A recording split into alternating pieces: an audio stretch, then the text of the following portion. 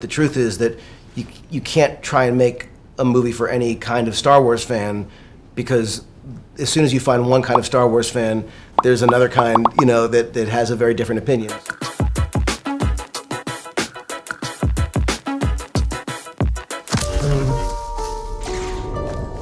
It's an instinct.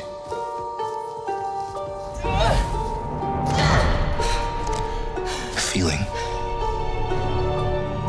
The Force brought us together.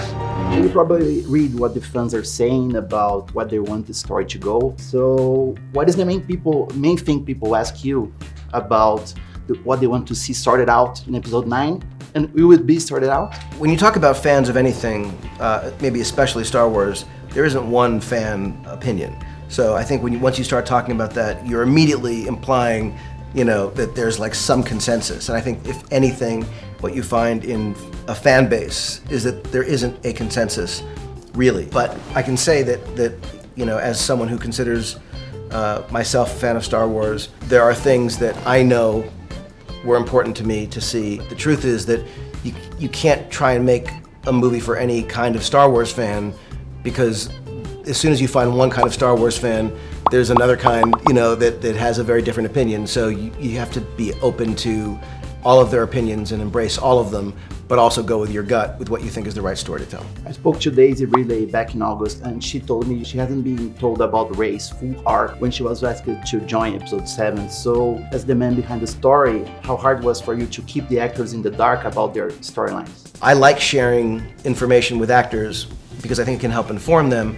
Sometimes you want to keep things from them, but a lot of times you don't know the answer yourself and you have some ideas. So it's not like we were purposely holding anything back. People keep telling me they know me. No one does. But I do.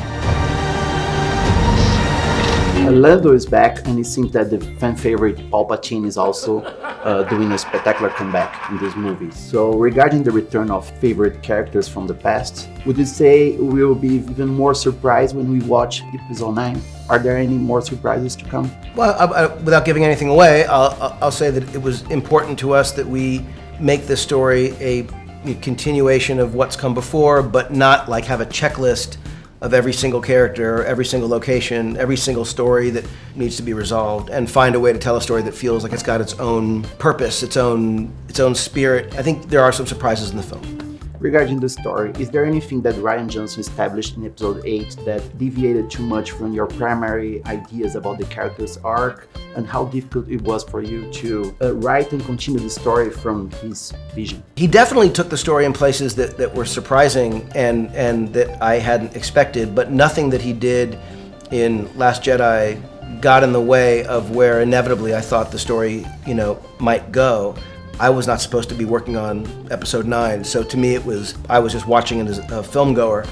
But I will say that, there were some surprises and things like the death of Captain Phasma and things that I didn't necessarily expect. That, it would have been wonderful to work with Gwendolyn Christie again, because she's just amazing.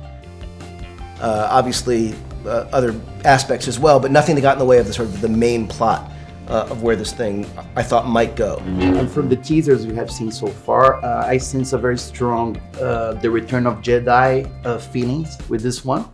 Would you say that Episode 6 was an inspiration? They were all inspirations. I mean, this is the end of 9 movies, so if 1 through 8 was very much in our hearts and minds when we were working on this story. So it's definitely, as the end of a trilogy, if each trilogy has a beginning, middle, and end, there is definitely inspiration from this, as there was from, Revenge of the Sith, but it's also very much its own thing. But every film felt like it was, part of the process of inevitably getting to this place.